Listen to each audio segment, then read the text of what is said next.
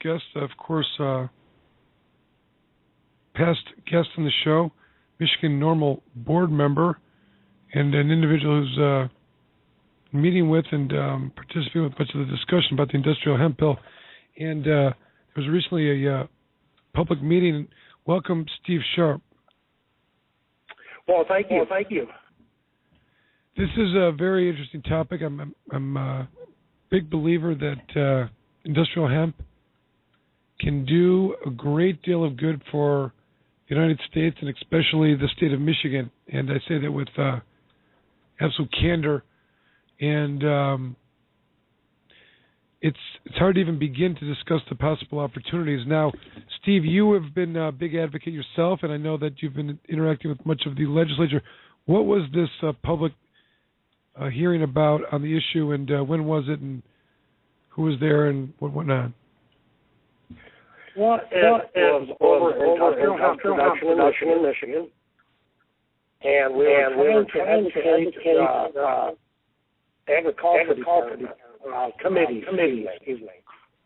I'm echoing terrible. I hope it doesn't come across your line. The echo, we don't hear an echo, but I think it'll level out sometimes. It may, if it does, we had a problem with that last time. If you guys want to show afterwards. So it was open to the public. This was just the first hearing on industrial hemp to see if it was viable to get a bill number. So we're going to have, they have reduced it from 3 bills down to 1, and we're going to have Representative Peter Patalia is going to be the sponsor of the bill, I believe. So we should be getting a bill number shortly. I say shortly, and the government's mind shortly could be months. So we just need everyone to call their representatives and say, we need this. We need the research in Michigan. Where is the representative to whom is going to support the bill? What part of the state are they from, and what's their political affiliation? I'm just curious. He is from up north. Everett Swift was in the meeting with me, and Representative Kevin Daly was the chair for the Agriculture Committee. And he was going to be a sponsor also on one of the 2 bills. So that's how he got involved in this. So the Agriculture Committee stepped up and wanted to hear this before anything gets pushed forward, since it is a plant. That's who should be hearing it, is the Agriculture Department. So, and Everett Swift is the executive director for Michigan Hemp. I'm trying to look up where Peter is from. Peter is from up north of Alpena, I know. He's in District 106. Pardon me? He covers the Oscoda area as well, northeast Michigan. Yeah. In a rural area in northeast Michigan. But there's farming up there, so he understands this too. And Everett has been working on him for years. Yes, he has. So this is why I think he took on the responsibility of this, that he had the most knowledge, actually, of anybody in the House of Representatives on hemp. Everett is a good guy on this. He tries to educate as many people as he can. Well, I'm curious to know, what is the reaction from the people at the Lansing community, the legislators, in terms of the discussion? They understand the difference, number one. Number 2, do they see it and or understand it as something that is really a viable new commodity for the state of Michigan to get behind? Well, when I came into this, they really didn't know the difference between marijuana and hemp. They thought it was all the same. So I've been working on this, going into their offices first before this meeting ever happened. So I kind of educated about half of the Agriculture Committee on it. And then I was able to hook up with Representative Daly and Representative Patalia to get this going. So this has been in the planning stage for quite a while. That's why I say I'm hoping soon, and soon now it could be months still. They were talking lame duck, and that wasn't suitable to us. So, the education part was just the most important part, to show these guys the difference. So they had great questions, though. And one of them even brought up the emperor wears no clothes. So, these guys are not stupid. They know what's going on. They're in the ag department. So some of the guests that were in the audience was MSU was there. We had the Farm Bureau was there. There was all suits and ties in there. So I don't know half of who was in there. I believe Jeff Irwin, Representative Jeff Irwin, was in there. I did not happen to see him. But we had great response from everyone on this. Everybody was nodding their head. They can't believe that this isn't happening yet. Right. Is there a second discussion about the industries behind it? I mean, because obviously, part of it's farming, but the discussion becomes endless once you start thinking about all the areas that may not, areas that really need to revitalize their community with a new industry. I can think of all the urban areas that are having difficulties with not a lot of hope. Making those, bringing people back into the cities, or other surrounding areas because there's jobs, community can start putting back to work. There are so many jobs on this, and that's what we did today in this presentation. Is we got to bring in all of our samples of all the different hemp products that we're importing, and some of them even being made here in Michigan, but the hemp seed is being imported. And that was Laura Noble from Mary Jane Hemp Seed. So she was there and she testified. It did a great job. So she actually showed a hemp T-shirt to them, and I was able to pass that around for her so that all the committee members touched that. They touched the hemp, sneaker that we brought in, the tennis shoe. So it's a hemp top on that and a rubber sole. Sure. So, we showed them the clothing, the cereal, the lotions, and just several different items that they could touch and put on. And so this is where it made the impact. And then the auto industry come in. And we actually got back to the whole war on drugs, on how this all come about, making up the word marijuana. And I had to explain this right in this committee. This is where it took place and brought up everything to it. And Henry Ford's car. And why aren't we doing this now? We can be building and growing that car right here. Who said that? Are you saying that did the discussion come back to the drug war as to a reason to not go forward, or is it a reason as to why we haven't done this earlier? Well, yes. This is why I explained to them why we weren't able to. They asked me why we couldn't farm hemp now.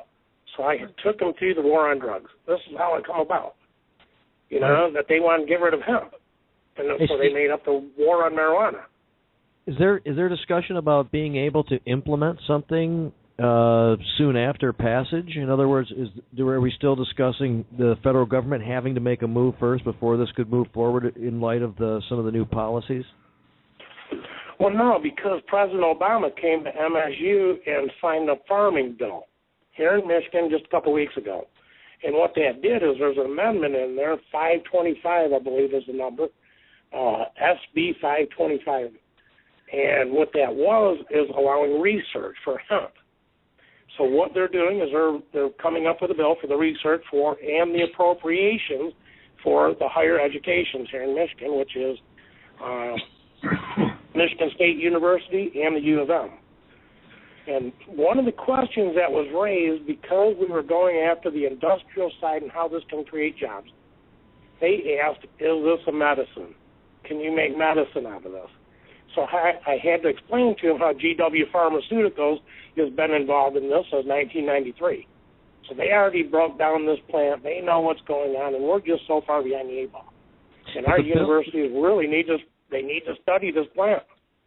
The bill that Representative Patalia would introduce would describe how farmers could grow this if they got a license under certain circumstances, and then how it could be used, in other ways for this hemp industry, right? So what I'm saying is, could that get implemented after passage, or do we have to wait for the federal government to make some other kind of a move before we can really? No, I think it's because in that bill it leaves it up to the Agriculture Committee of the state to authorize the higher education or the farmers.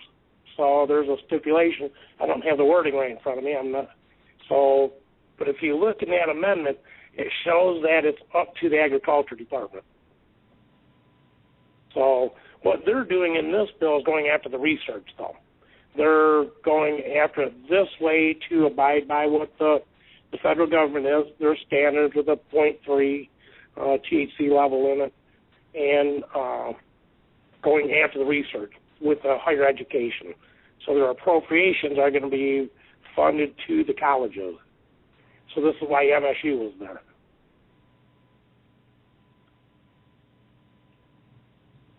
There was a lot of people there. It was a nice packed room, and they were very interested. All the panelists on that committee paid attention, or it seemed like they were looking things up that I was saying, or Everett, because we both took turns speaking. He put on a PowerPoint presentation. Do they consider the resin of the plant at all, or is that more of a something to be worked around in the cultivation of hemp? No, we were going after the whole aspect because you have the oil, you have the fiber, you have the seed. Because once you cold press it, you're still stuck with, because that's where the resin comes out. So if you do the cold pressing, then you're stuck with the byproduct, which can go into flour. So now you can start making the hemp granola and the cereals and the feedstock for the animals, and get away from a genetically modified, non-organic product. So this was discussed in there of how this could be implemented, and it's a very versatile crop to where it isn't just one use to it. It's a dual purpose crop. So you can just press hemp and it produces oil? Correct. Just like a soybean. You get soybean oil or corn oil. They cold press that. So when they squeeze all that oil out of there, then you have the byproduct that goes into the feed. Oh, you're speaking of hemp seed oil then? Well, yeah, but what they would do is run that seed oil through, or you're running the plant through there and extracting all of that oil out of that plant. And it all goes into a cake pen, I believe, is what is considered or called. But hey, I'm not a farmer, buddy. Stuff. It's only on cannabis. I'm on the resin side of things. I like to extract just that part.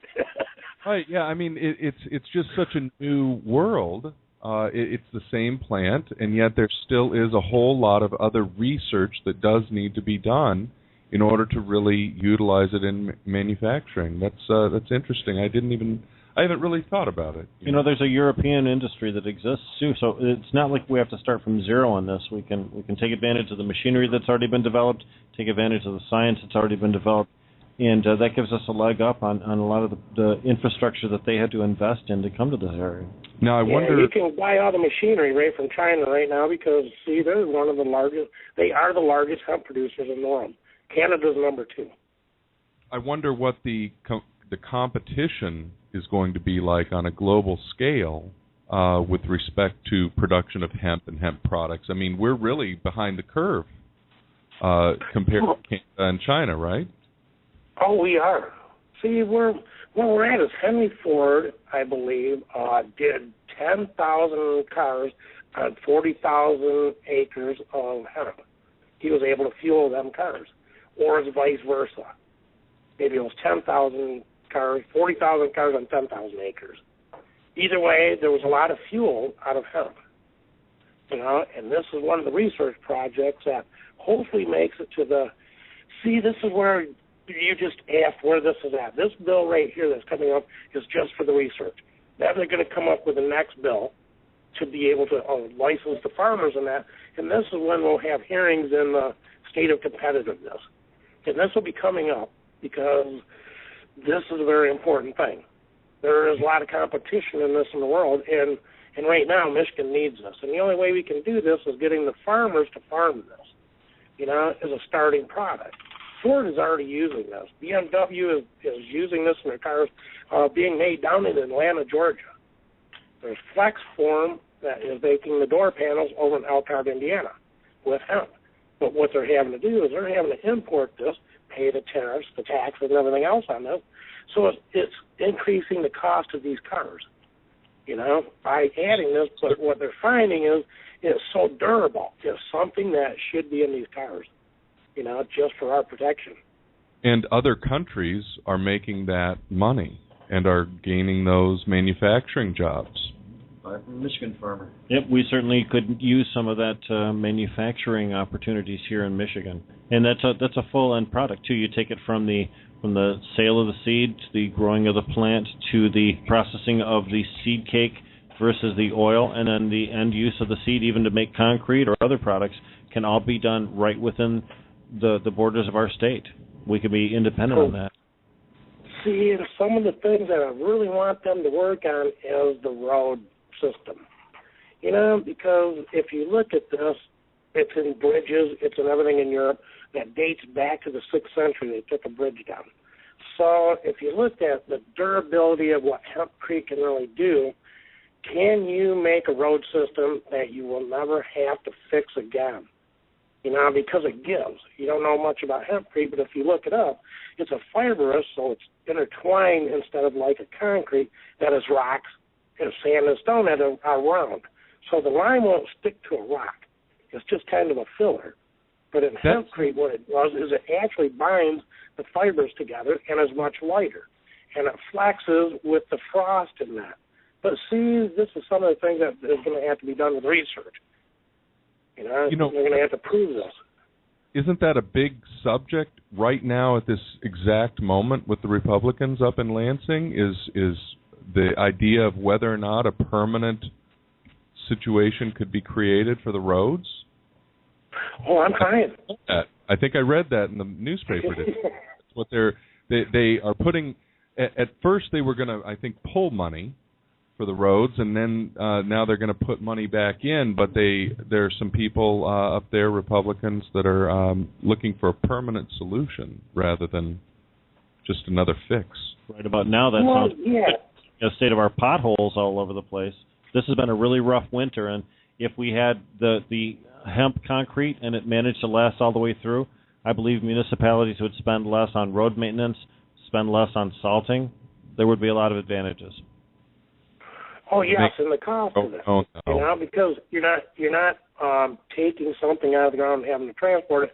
You would be able to farm this in the area that was actually using this, be able to process it right in that area, and be able to use it instead of having to import that from around the state. My theory is the way that I went out to South Dakota to the Badlands and Mount Rushmore with my grandkids.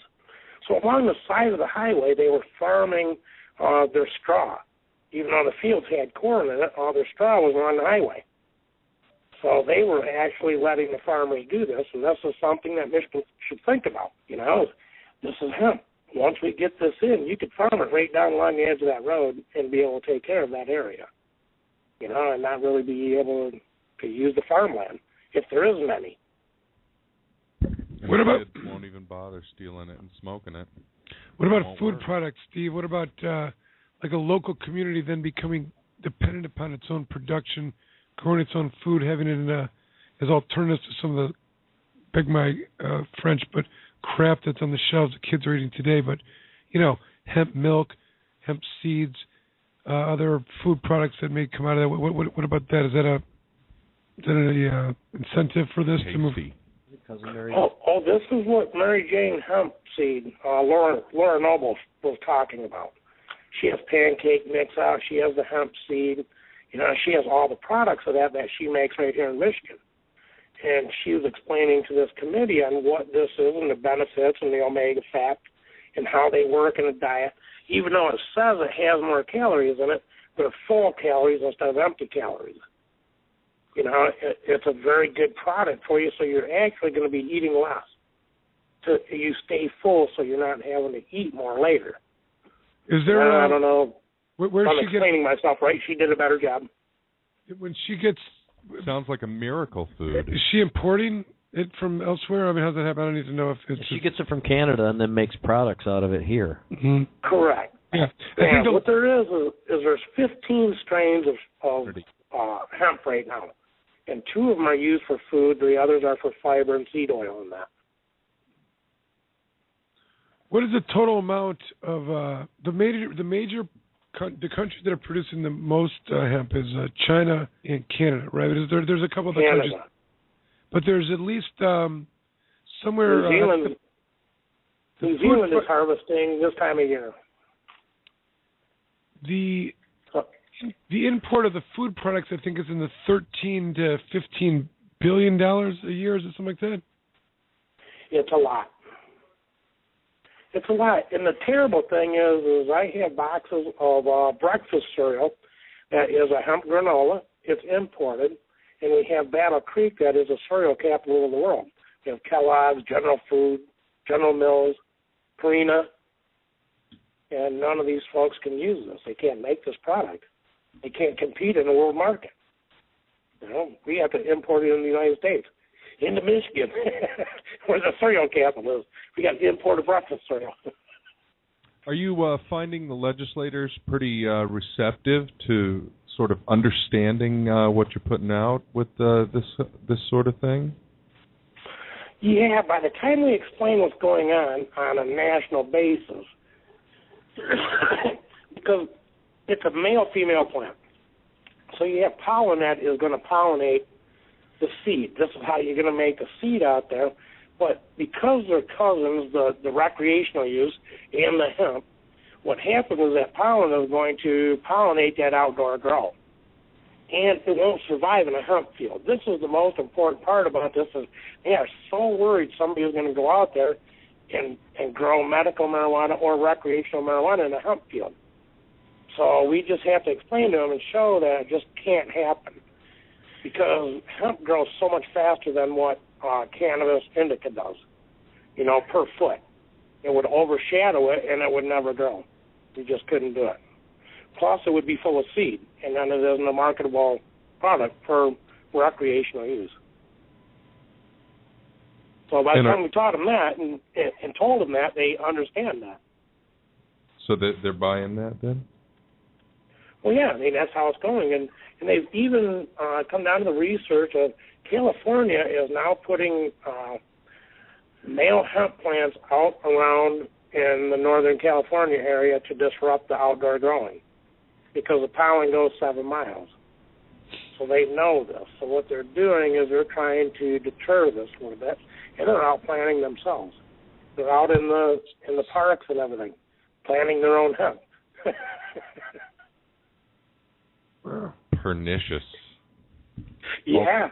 I mean, hemp. it had to come to this. We knew that. I knew that. But when it comes down, it's going to still come down to recreational. That people want this, and they're going to get it. But you're going to have the greenhouse effect if we're going to get the industrial hemp in. And it's more important to get these jobs and people working and get hemp into the diet, then you don't have to have the medical marijuana. Then all you need is a recreational. You can get rid of some of your illnesses from even what you eat. You are what you eat. And unfortunately, I can't pronounce a lot of things on my food list. Right. You look at it and you go, wow, that's got about 18, 20 letters in that fucker. Excuse me. Totally understandable. So stop eating McDonald's, start eating hemp seeds. What? I'm going to get a caller on. We don't always do. There's a 989 number. Call you on there if you have a question about hemp or want to add to the conversation. Caller, you're on the air. This is 988 Hoss. I was going to say, we got a product made here in Michigan with hemp and that hearts and seeds that Cousin Mary Jane puts out. Yep, we were talking. But mainly I called in. We got a fundraiser this weekend in Harrison, Michigan for Team Logan. He's a 6-year-old with leukemia. I've got it posted all over my Facebook. We could use the support. It's Saturday starting at 11:30 at Bud Lake in Harrison, Michigan. Good luck, Haas. Leukemia is cured with oil. In 30 days, 30 grams of oil will cure leukemia. Well, I just know Uncle Pete's got him. I don't know nothing about how his treatment, that his plates are doing good. and he's also got bone marrow cancer. So in November they sent him home to pass away. Told him to call hospice, and the young lad's still alive and hanging in there, doing good. Great. Awesome. So, but I just wanted to share that with everybody today, that it's Saturday, 11:30 fishing contest, Bud Lake, Harrison, Michigan. All right. Plant hemp. Plant hemp. Thank you, House. Appreciate all your help, supporting the community. It's always good to see you, my friend. When many people may not know this, but House is one of the representatives for the Human Solution and Core Crusaders, so it's always a pleasure to see him when he's showing up supporting the rest of the community. So thanks for doing all that, House. Hoss is a great advocate. He's everywhere. Thanks, Hoss. Well, we put out 200 shirts for Team Logan at $20 a piece, so hopefully we can raise him some money that way too. A1 T-shirts did that. And that's you. That's you and your lovely woman there. So A1 Weed Shirts is you. So take credit for your accomplishment, bro. Well, I just love giving back to the community. Show my support. All right, good stuff. Well, thanks for the call, and why don't we get one more announcement about that? It's Frozen for Logan. It's Saturday, 11:30 to question mark. It's a fishing contest. It's $20 entry fee, and it's in Harrison, Michigan. All right. Well, good luck with that, and we'll look forward to hearing from you. Thanks again, House. Have a great night. Yep. Okay. We're going to go right down the line and see if we got another caller here. Try to get him in before we get our call from Lisa and Robin. I got a 269 number. You're on the air. You want to talk about hemp or? Yep. Yeah. Hello. Hi. Thanks. I'd like to say that if it is proven to everyone's satisfaction that the hemp plant is valuable to the people, then all the areas that it's currently growing at right now, we need to make a reverent park area and have it drawn to people's attention that this plant has lasted through all kinds of assaults on it, and so we could gather it for its seed and use it for our own use in our own areas. And I'd like to say to people, the idea about the cars and using the fibers, the carbon fibers now, real hot item, the BMWs, completely composite, and the same thing can be done. And like Kalamazoo, they made tons and tons of money off of the cellulose of the plants, the trees, and by showing that all that technology and knowledge and from past history, they can adapt that to the cellulose from the plant material from hemp. And I think that when we're talking about taking money from licensing and fees and stuff like that, it should be put into all of the, the regimes, the medical and the social and the hemp. All of it should go for the cannabis plant. And that our great universities, our land-granted universities, should bring this to the attention of the people and hold it in reverence and show the people that we especially can't destroy plants without the people even becoming aware of it and being able to study it. And so we should make sure that some of our money is directed towards that policy. And thank you for everything everyone's doing, and great bunch of people. Thank you very much. Well, thank you for calling. We really appreciate that. And that was the point. I think, Steve, we agree. It's. Think of all every terrible story out of Detroit. What are the options that someone's coming to? There's scandal after scandal after scandal, and there's the police chief is being threatened. Where's the where's the optimism? There's a bad cycle. And I don't say that I have any of the solutions, but now we're talking about jobs. We're talking about, farming. We're talking about food products that are healthy to be in the schools. And it isn't just that. It's actually the jobs that, what are you going to do with this? Like the gentleman saying that you can make composites with this. They are now selling the pellets, hemp oil pellets, plastic pellets, for doing extrusions and that. So a French company is sending these out. They already have machines that will do this. So, I mean, this is something that we need to start really thinking about of how we're going to adapt and compete in the world market. And we need these jobs, and this is just the beginning of it.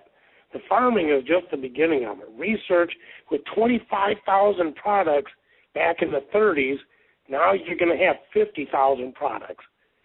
Technology is there. You're looking at this computer, they weren't even thinking about that back then. But they were some smart individuals. So just imagine what they would be able to do now with technology. Absolutely.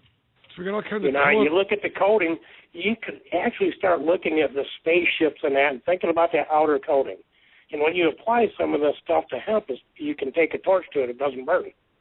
As far as the cellulose, like he was saying, it doesn't burn, and you don't have to wear a mask with it when you're installing it. It's a great product.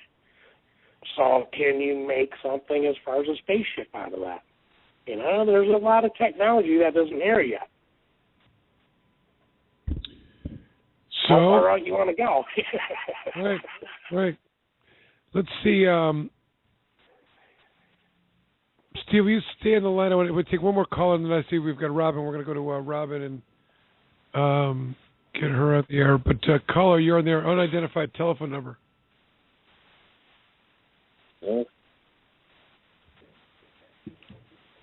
Yes. Thanks for calling in. Hello. That's you. All right. That one seemed to have dropped off the line.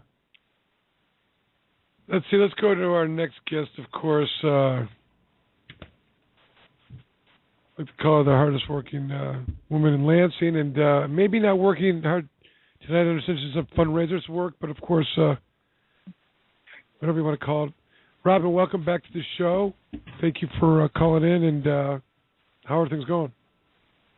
Things are going great. How are you guys tonight?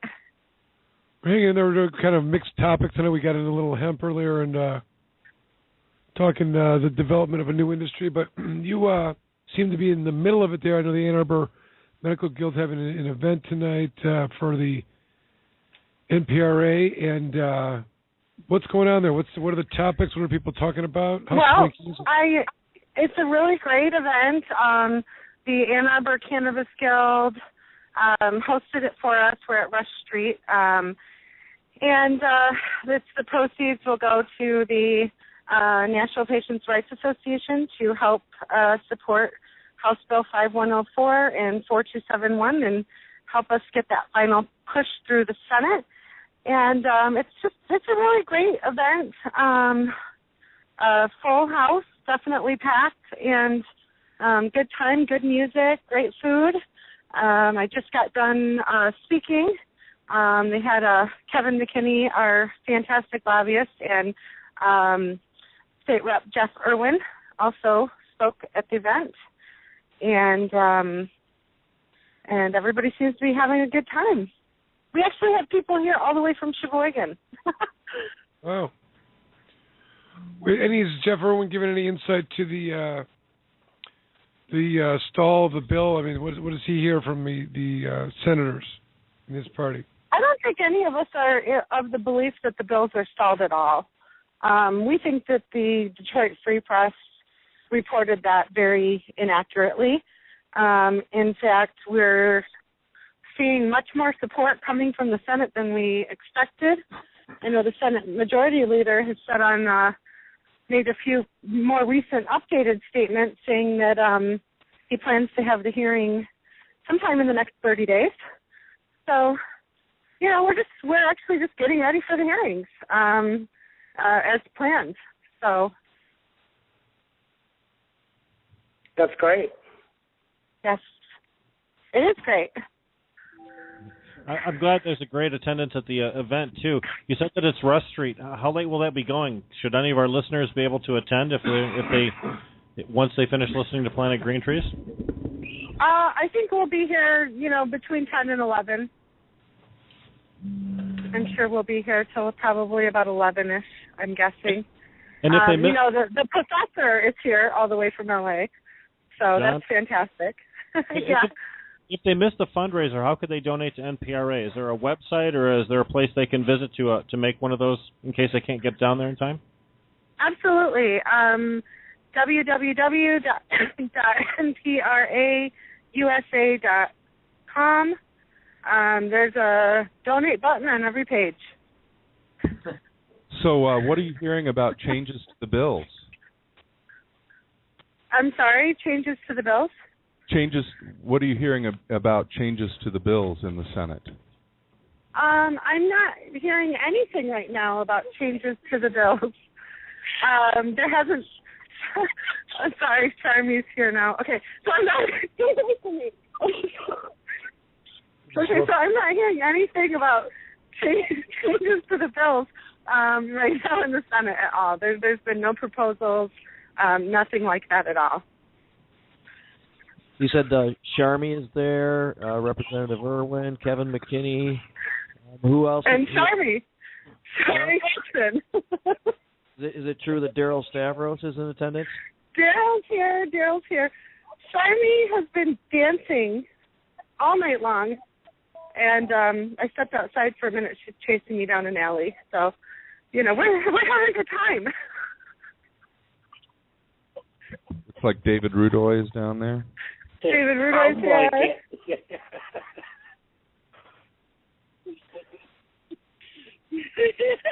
All right, we're good. Taking a night and having some fun. Say hi to my friend. Yeah, okay. Finally, after all the fighting every day, doesn't it feel good to let it out? Yep. Oh, yeah, we're having a great time. We're having way too much fun. So she'd like to.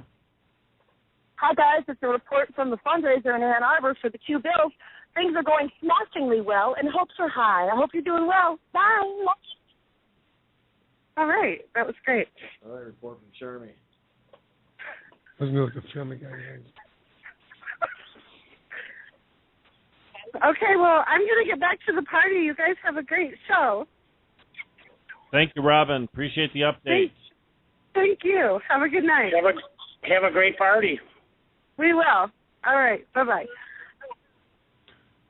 All right, we're going to go to some other call. Let's go to a break. We're going to come back. I see there's a couple of callers. Stand by. We're going to go rogue and do call-in questions and no. Anybody that wants to call in. Sorry, hold on. I gotta go, gentlemen. I'll be online, though. See ya. All right. Hold on, we are gonna take a break right now, but I do like the idea of just completely going rogue. I don't know. I know we got a guest lined up and off the rails. I'll take my underwear off. So you're listening to Great show, you guys. We got 45 minutes left. Steve, are you bailing on us? You can, and don't let me guilt you to stay on any longer. But I'm just kidding. If you want me to stay on, I will. If somebody's going to call in over hemp. We're talking hemp or the other genus. We'll talk about the hemp part. Yeah. Always greeting your callers. Right back in 48 minutes still. Jesus, it's been going. I'm kidding. I'm just trying to be funny as our comedy wanes. In any event, let's take a little break here. I think our comedy waxes. We're on fire, man. Looking for the appropriate get out song here. We'll be right back. All right, we'll be right back. Planet Creatures 1-247-326-9626.